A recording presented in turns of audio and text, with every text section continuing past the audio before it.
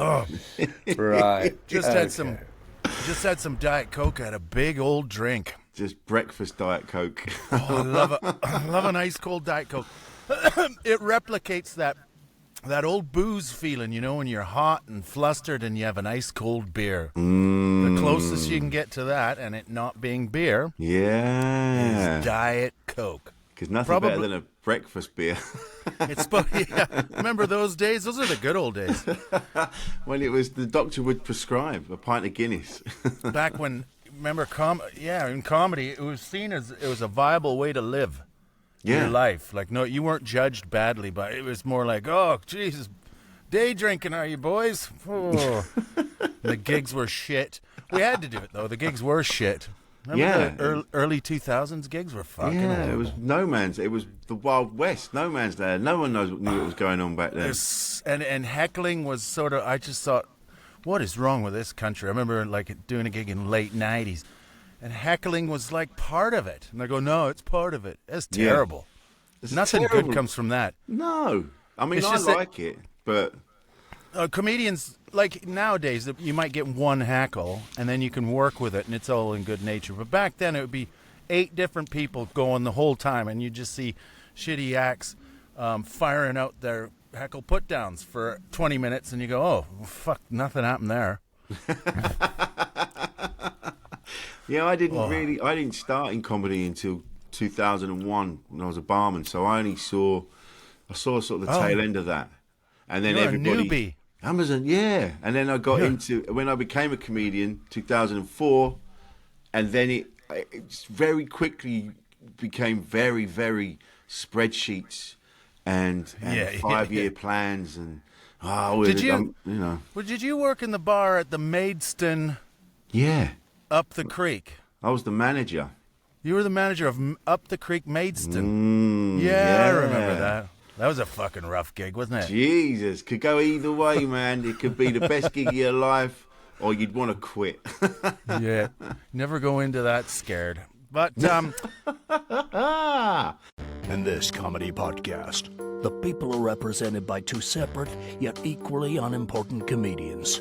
This guy. I thought Flat Earth might be something you'd get on board with. And this guy. That'll show the BBC what they're missing out on. These are their stories. Silence in the court. We're in. I was up last night doing a couple of gigs in Leicester, and I stayed up there and drove back. Boy, was it raining! It's floody out. I know the world is changing, man. It's just. Yeah, well, like when we were talking via the messenger, and I was like, global warming, but it's very wet. Yeah, Where's all this heat? all the denying I do about climate change is not working. Like I'm not willing it away. I've been denying it. It's not. It's like it reminds me of COVID. Going into COVID, I was like, it'll be fine. We'll be back at work in a month. Okay, we'll be back in 2 months. It'll be fine. Chill out. Why is everyone acting up? I didn't think it was. When it first started, I was kind of like, but that's happening elsewhere. That's not going to do anything. I've seen what happens and then you go, but then when there's leaves on the track, the whole place shuts down. And air travel's ruined everything, hasn't it? Yeah. It's ruined everything, air travel, because it's just everyone can get to places too easily. Everyone deserves to be right back where they started. Is that your conspiracy? Planes ruined it all. Well, they're seeding the clouds for a start, but it would put. Is that true? Someone told me they do that in Dubai. No, they don't do it. I don't. How are you gonna... I don't think so. I don't think that works. I think they used to try and seed clouds to get some rain, but it wasn't conspiratorial. They used to try and provoke rain. I don't know the science on that, but that was a real thing. But it was like it was like science going, if we put this here, we put some chemical here, it might trigger off some acid rain there. I don't know. Mm-hmm. I guess if you know how rain works. Then air travel, moving people around, making disease spreads quicker. Like in the old days, you used to need a Mongol horde to go all the way across the Eurasian steppe to transport plagues, and then the plague would come in waves. So back then, you had a few hundred years before another plains nomad group of horsemen turned up and brought another one, or we sent one back. We would always send one to Asia, and then they would have a plague, and then it would mutate a bit, and then they'd send it back, and we'd go, oh, that came from them. And then they're going, no, pretty sure you came from you guys. You guys live a lot closer to animals than we do. And we're like, oh, I don't think that's why. Basically, every people on Earth in the olden days were all fucking dirty scumbags, weren't they? We were all thick as shit. Yeah. Great. Wouldn't want But what time was travel. funny with COVID is that we were like, oh yeah, just wash your hands. And everyone was like, oh yeah, you should wash your hands. Well, that works to a degree, doesn't it? I mean, but the fact that people needed to be told to wash your hands. But they have to be told, because, like, they didn't even know to do it when they were doing surgery in the 1700s, did they? So they did. It was only in the 20th century when they washed before they did surgeries. So we haven't come that far, have we? No. It's funny go on. No, I would say we have come far, but only recently. Yeah. But that was we it. really it was, nailed. People being told, like, you don't wash your hands enough. And then when they talk about the screens in restaurants, like the McDonald's, when you order in a McDonald's, and they said there's more shit on there than there is on the floor. Yeah. Ooh. Oh, my mum. Yeah. But we the 20th century really kicked everything off, didn't it? Modernizing things. Like Europeans really nailed war down. Like really finely tuned it in the 20th century. They absolutely nailed that. Oh yeah. And we nailed ideologies. Went, well, okay, communism, not great. Figured that out. Fascism, not great. Figured that out. Mass war, figured that out. So we know what we don't need to do. Yeah. So it's trial and error. Oh shit! I just got a text from my. I just got to send an email right in the middle of the podcast to my. So I do the links over at Sky Comedy for the Sky Comedy channel. Oh yeah. And so I write the scripts, and it's like things like coming up at 11, it's Will and Grace, and we'll have adult humor, and like I do those things. It's pretty sweet, man. Pretty high tech. That's a sweet deal. It's all right. It's pretty regular, but I think they're getting rid of us soon. Fuck, AI. Yeah, do it for you. But this is the thing, like you say, in the 20th century, things really evolved, really went on a pace, and then the 21st century is now. There seems to be a group of people, like you said earlier, denying everything. Yeah, and I saw this video the other day of a guy that believes in like the flat Earth, a flat earther. Oh, and then it made me laugh, man, because they keep seeing these videos. Because I'm like, all right, then let's see why they believe this, and every single time they get nailed. What they can't explain it. No, like the guy went, okay, like listen to him. He gave him a chance. He said, so explain to me why you believe the Earth is flat. And the guy was going, well, we didn't land on the moon. That was always their start. We didn't land on the moon. That was a thing. And then there's this, and then there's that. And he listened to the guy for like 5 minutes, and then he said, okay, so according to you, this is a big scam. And he said, in order to have for this scam to work, you're talking about, so NASA's in on it, all the big space agencies, all the technology that we have to look at the stars that wouldn't work if the Earth was flat, and this and that and this and that. He goes, so what you're saying is, in order for this to work, there has to be 75,000 people in on it. Well, that's just the moon landing. Yeah. And if you had to create a sky over the whole flat Earth, I mean, that'd be trillions of people and dollars. Like, what's it made out of then? The sky. What is the moon? So it's a hologram. What's projecting it? Where's the projection? Yeah. Projectors. You should be able to see it. Yeah. Fuck those guys. They must be quite. I think maybe if you have a lack of control in your own life and you feel out of control and you feel vulnerable, having crazy ideas is a great way to think that you're in control and you're like, I know, only I know. Yeah. You know, like in the NFL, you get people coming along. Oh, it's when their team loses or whatever. It's just rigged anyway. It's all rigged. The NFL's rigged. So all the players, like thousands of players, thousands of coaches, hundreds of thousands of people that are involved in it all around, they all are kept stumm. Yeah. Like they get their scripts and there's never been one leaked script. Like you can't even do an episode of a fucking TV show without a script getting out. Yeah, exactly. Game of Thrones spoilers left, right, and centre, but apparently hundreds of thousands of people have managed to keep quiet about 9/11. Yeah. Oh, yeah. Usually, the simplest answer is always the answer, isn't it? Unless it comes to the Middle East, then there's no answer. No answer. That's a tricky one. Two people can't live in one place unless they live together. Can't do it. Sorted. There you go. Tony Law sorts it out. That's what we should call this podcast. Yeah, thousands of people over 80 years, thousands of years in a way, have been trying to figure it out. They can't do it, but I've got the answers. I know. I've read a few things, read a few articles, deep dove it. One page of Google, and I'm done. Yeah, I've figured it out. Sorted out.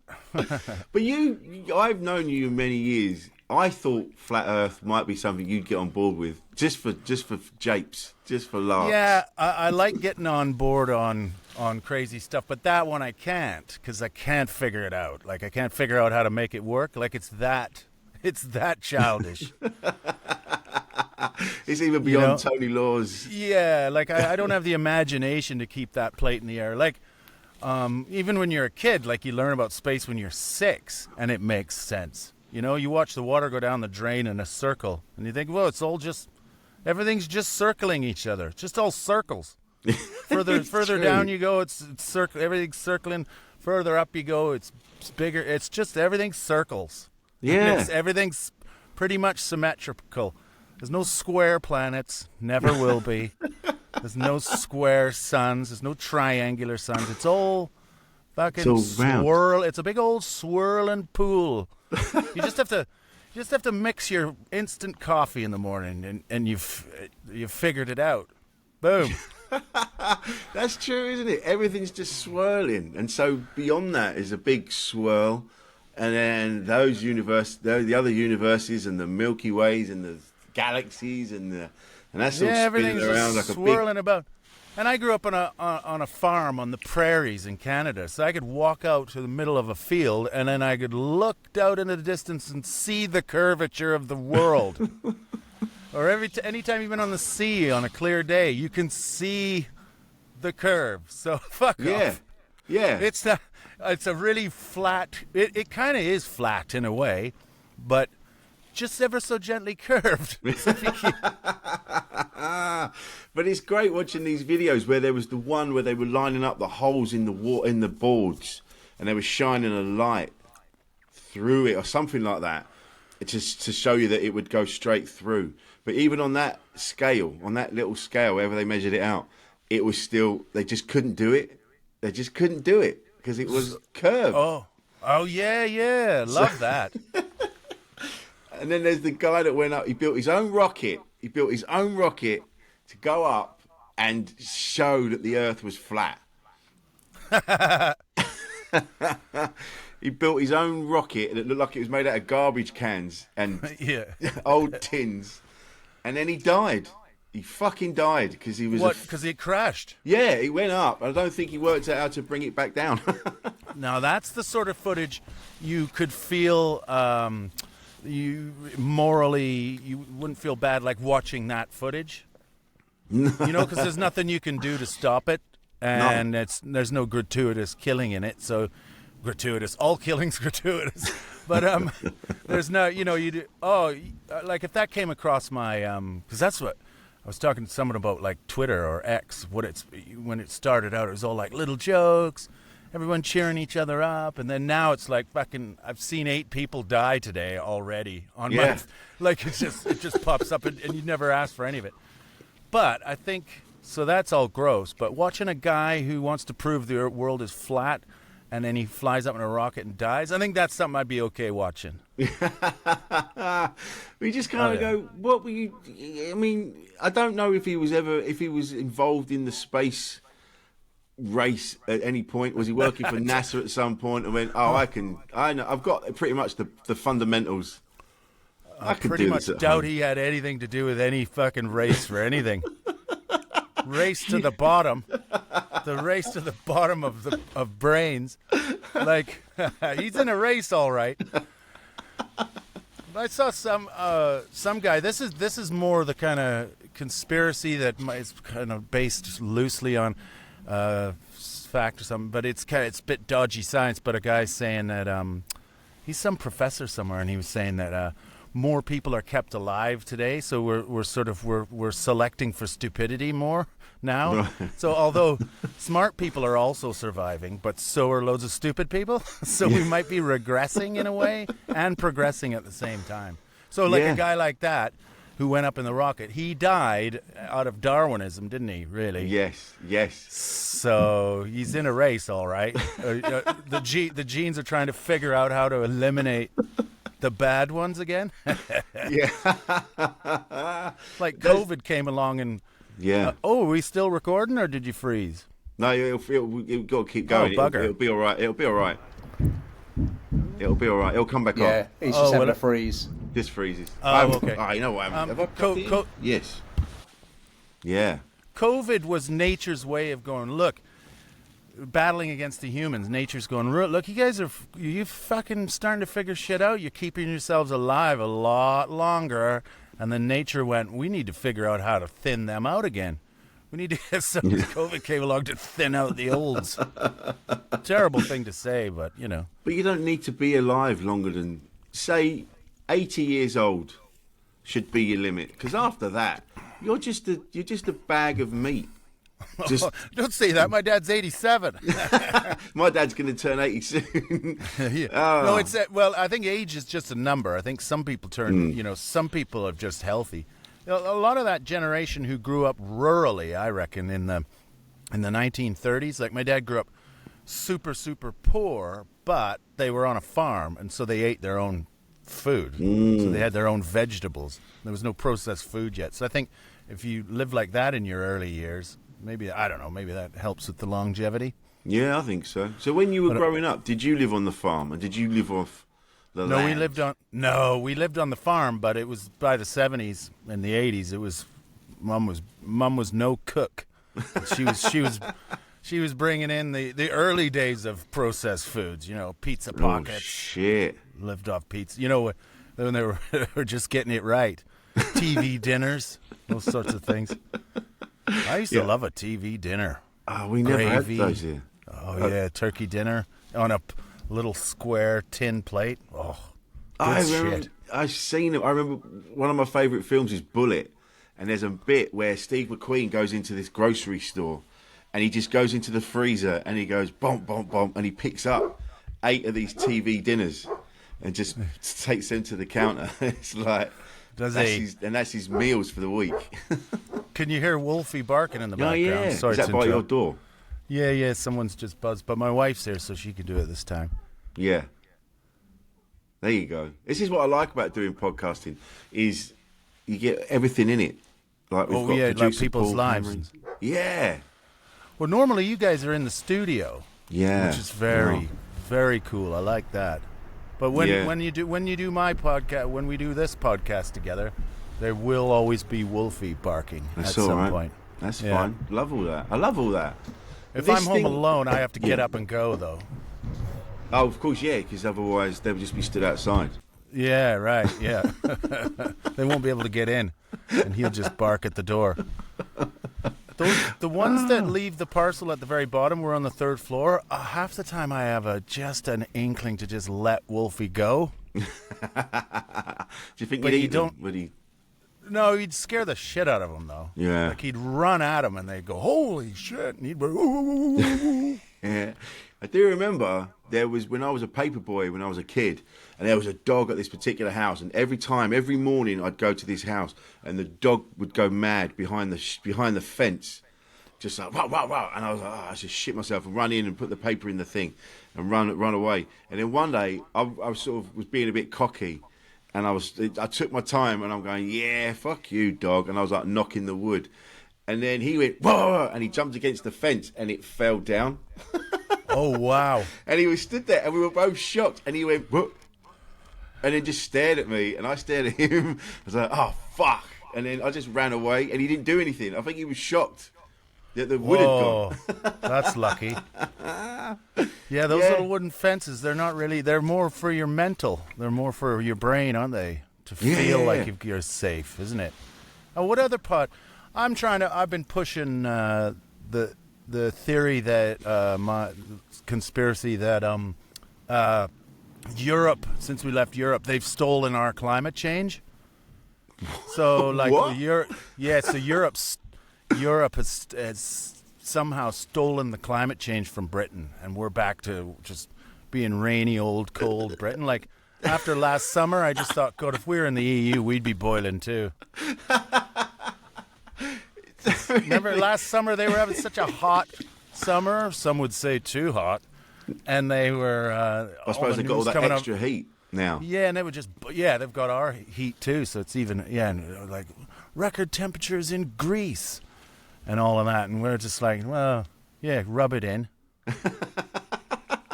Didn't get up above 19 in lots of places. I would love that to be true, that they just, we're out of the EU now, so our weather's shit.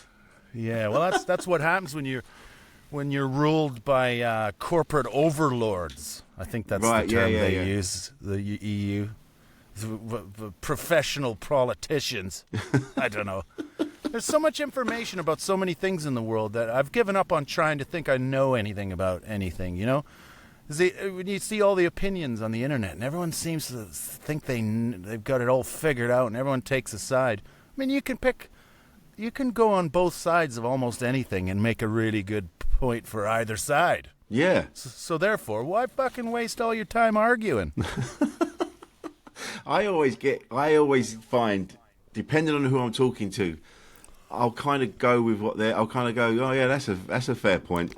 Yeah, that's a good way to be. That's You clever. go, oh yeah, that's fair enough. But there's people we know that have gone so far into the conspiracy theory realm that you go, you're never coming back. You are so in it. And the videos I've been shown by these very people, and you sit there and you start going, oh yeah, that actually makes sense. Oh, really? Yeah. Oh, my God. And then you have to tell yourself, no, come back. You feel like the cartoon character when they run off the cliff. Yeah, you got to get back. Yeah, I've found myself not going down conspiracy holes, but ideological holes, and you feel yourself going, oh, I'm agreeing with all of this, but it's making me feel uneasy, and I don't think I'll be happy if I just listen to this. So then you put on the other side, and then you go down that side, and you think, oh no, this side's just as bad actually, and you think, I think maybe the middle. And maybe that gets back to the universe. You know, everything's circling around. Yeah. You know, maybe we should be thinking more about the center of things. Centering ourselves, centering our family, keeping it close, centering our mental health, centering our love. Maybe, you know, because maybe when you're swinging way out around there, you're very cold because you're Pluto. Or you're the Kuiper belt. You're way out in space, far from the heat. I don't know. What's the Kuiper belt? I've never heard of that. The Kuiper belt, I think, is a belt of like asteroids. No, there's the solar system way out, like almost a light year out, is the Oort cloud, which is like all balls of ice, an infinite amount of ice circling in a kind of a cloud. And then I think, exactly remember from one of my deep dives, but the Kuiper belt is closer in, and it's a belt of asteroids and stuff. The Oort cloud is the one that sends us comets every once in a while. One gets flung out of it, and it comes swinging by. Fuck. That's from the Oort cloud, and then the Kuiper belt, I think, sends meteors. I'm probably all wrong about that, but it's... Well, I suppose they're spinning, and then some of them are going to get slingshot out. Yeah, they're traveling at fucking really high speeds out there, but they don't feel it, I guess. Some people think that there's an idea that there's a ninth planet, right? Really? Because the orbits of Uranus and Neptune or something out there, they're odd. There's something, a force that kind of moves them around out there a bit, and then they think that they're out there. It's like there's something way out there that's really got a lot of gravity, like the gravity of a Jupiter or something or more. Yeah. That is affecting those orbits. So they think there might be a ninth planet way, way, way, way out. And then they say that the idea of trying to see it on a telescope is so impossible, because it would be like looking at a grain of sand in the dark from London to Scotland. It's that far away. So it'd be hard to find it. And then other people think it might be just a small black hole. Oof. With like, say, the size of a beach ball, but it exerts the same gravitational pull as something the size of a planet. Something like that. Jesus. Yeah. I think it was a couple of years ago. I just went down into space YouTube. Space tube. Yeah. Yeah. I was just all... I remember like the algorithms on YouTube didn't move on so quick. So you could be watching loads of stuff about space for weeks. And then your algorithm would go, oh, you like this too, and then it would switch, and suddenly you're watching curling. But nowadays, it moves on so fast. I remember, like years ago, I was just watching nothing but tractors for a while. Old tractors, new tractors, and then Why YouTube tractors? just went.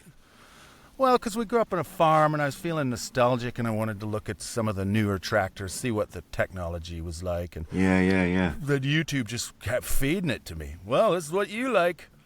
Just looking at John Deere porn. And that's the mistake. That's what happens when you click on anything political, so a political opinion.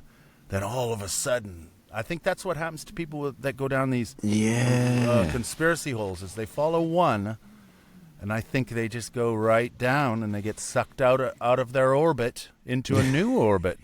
Yeah. Then they meet other people who feel victimized by everyone judging them, and then they get a little gang together, and they confirm each other's ideas. And then they Seems feel like a part of natural... something, and they all oscillate around each other and together. Yeah, everything's just spinning around, man. You're spinning around, man. And they I think that's why I think it's like really hard. You have to make such an effort. And I'm definitely not saying I've nailed it, because I'm susceptible to every sort of thing, but it's really hard to stay in the middle, or to stay open-minded and empathetic or whatever is really fucking hard, because it's easy to just get sucked right over to a strong viewpoint. Oh, dude. Especially if you're not in a good place yourself, and you're a bit pissed off. Maybe your life hasn't turned out quite how you wanted it to, or you're in a rough patch, and then these people kind of end up they circle around you. Yeah. Hey, and then they say one thing, and you go, yeah, that is how I'm feeling. Yeah. And then you start talking to them, then you're in the gang. Yeah, and I think comedians can be, or people that do jobs where you're working alone a lot, like you can be susceptible to searching for a peer group. Like if you don't surround yourself with loads of friends. I think you're lucky if you're married. So like I just use my I just think, well, I don't need to have a group of friends. My wife's got some, so I'll just piggyback off that, and she's friends with really nice people. I've got a couple of buddies, but they're usually dads of other kids, and we're all as lazy as each other in being friends. There is that classic thing of like with Kate will say to me, "Oh, you saw so-and-so today?" Yeah. How are they? Yeah, they're all right. Wow, did you not ask? Yeah. No. I've had my wife come in and I'd be like, so, anything happened today? Nope, I don't think so. It's a pretty normal day. You didn't bump into anyone? No, I don't think so. Oh, it's just that I saw so-and-so and they said they bumped into you on the street and you talked for about 20 minutes. Oh, yeah. I just didn't think that was significant. Didn't think you'd want to hear about it. Yeah, so I didn't want to bore you with it. Do I bore you when I tell? No. I wouldn't have taken it there at all.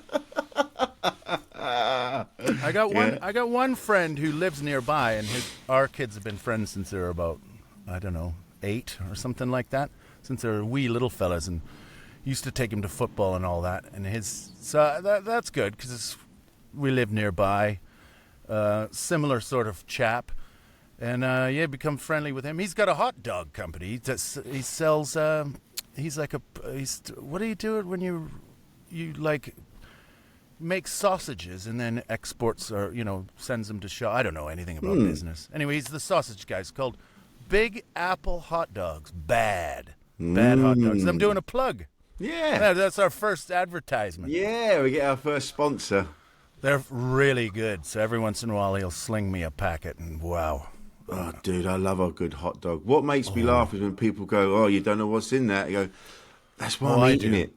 It's really good quality ingredients, actually, nice. in a good one. And it does make the difference between his hot dogs compared to, say, hot dog, your regular hot dogs. I worked in an abattoir, actually, in Canada. Did you? Yeah, Fletcher's Fine Foods. My dad helped me get the job. Talk about nepotism. And got me... You're a nepo baby. Yeah, because Dad used to sell his pigs to there. Anyway, yeah, I got a job there. It was good money for the time. I worked on... the first job was on... So there's the killing floor where they kill them, and then they lynch them up by 1 foot, and they chain them up, and then off they go down the line. And I was on and then they get sawed in half, and then people take the guts out, and then they keep moving along. And my first job was pulling the thick layer of fat off the inside of the... Oh, my God. You know the ones Rocky used to punch? Yeah. And then you see all that red kind of meat, and then on the outside is the hide or whatever. So I was on... there's a layer of fat that you have to pull up. And I got huge arms because it's really thick and hard. And that was my job. Pull up the fat, put it down a chute, off it go. Anyway, I did that. Why did I bring that up? Oh, yeah. Because people said, when you worked at the abattoir, I bet you could never eat a hot dog again. And I was like, no, we ate them in the lunchroom. Just we made them, then we ate them. Cognitive dissonance. But I never saw things go into hot dogs that were like wood shavings off the floor or anything like that. No. I just saw... Actually, I don't know how the sausage is made. I just know it's from the meat that we all touched. But I do remember working in a butcher's shop, and right. And we were setting the window up in the morning, and all the bags of meat that had come from the distributors and wherever else, and the manager's putting the meat out, and he found the tip of a finger. In the meat. So then he stood us all up in a line, right? And because it was so cold, you know what it's like. We had to stand there with our hands out, and he could see if it was one of us that had chopped our finger off and hadn't noticed. Oh, that is amazing. Yeah, because the butcher side of it, when you go further down the line, you have to go through these hanging plastic things into the cold area where all the butchering's done. It's really cold in there, isn't it? Oh, that's where you worked. Yeah. Because you kind of worked in an abattoir, or the next stage of an abattoir. So I was in the shop. So you're in the shop, so you're further down, so they would take the meat. Yeah, right. Yeah, wow. So we're right the way down. But I do remember doing that. Yeah, we were at the end of the line. We were ready to chuck it out to the people. But I do remember Jamie Oliver years ago on telly. It was on television, and they had a live audience, and he showed what it was like to... I can't remember if it was a sheep. No, it can't have been. It can't have been a pig. It was one of those. Yeah. And they killed it in front of everybody, and then they showed you it going down the line, what happened to it, and then it came out and they cooked it, put it on a plate, and people still ate it. What? Yeah. It was a real TV show because he wanted to put people off. and show people what it was like, what happened. So they had the animal, kill the animal, and then the animal would get treated as it would in the thing, and then it would get chopped up, and then it would get cooked, and then fed to the people, all in front of this audience. Wow. Like that. Would that I put like you that off? a lot. Nah, not really. I don't like the guts of pigs. In France was the only time I ate like real ancient sausages where they put like offal in it, and none of it's processed or blended. That's what we like. So it's really raw, and you could smell it. And didn't like that. Nah, that's the thing with all the insides. You're like, nah, that's where all the pee and the poop. Now you just got to put it through a blender, put a shit ton of salt in it, and then it's fine. Put some preservatives, some modern preservatives, some chemicals in there, and then it's delicious. Yum, lovely, lovely stuff. Every time I went to France, and when you get embarrassed and you don't stand up for your own boundaries. I remember I wanted steak haché, where they just have burger meat and they lightly cook it. But any time I've had it, it's kind of like just eating a massive burger with no bun. Right. But I went to this one restaurant, steak haché, and they refused to speak any English. Fair enough, I guess. And it came back. It was basically steak tartare, just raw. Yeah. And I didn't want to send it back because I didn't want to be a bother. That was tough going. And then I asked for some mustard, which I thought would be, local. And they were taking the piss, so they just came over and put loads of ketchup in front of me as if to say, you scumbag. So I thought, fuck you, and I moved all the sauces away, and I fucking toughed it out. I ate it all right in front of him, looking at him. I'm horrible. Yeah. But I'll tell you, it was invigorating. Like if you ever give a dog a steak, and they suddenly are just so full of energy and feisty, and they get a boner. It's a bit like that. You knocked all the sauces off the table with your boner. Fighting mood. How did we get onto this? I don't know. This is supposed to be about bad hot dogs. Yeah, not a great advert. Well, this one was supposed to be about flat Earth, but we did well to talk about it for 5 minutes. Well, I think every podcast we come out with a plan and then just see where it ends up. I think. So this one started off at flat Earth, and we finished, and it somehow that triggered us through happenstance or whatever to butchery. I look forward to seeing each episode to see how it ends up, and then that'll show the BBC what they're missing out on. This will get you in the door, mate. Right. Let's call it a day. Let's see you on the next one. Timing. See you next time, everybody. Thanks for coming. Silence in the court.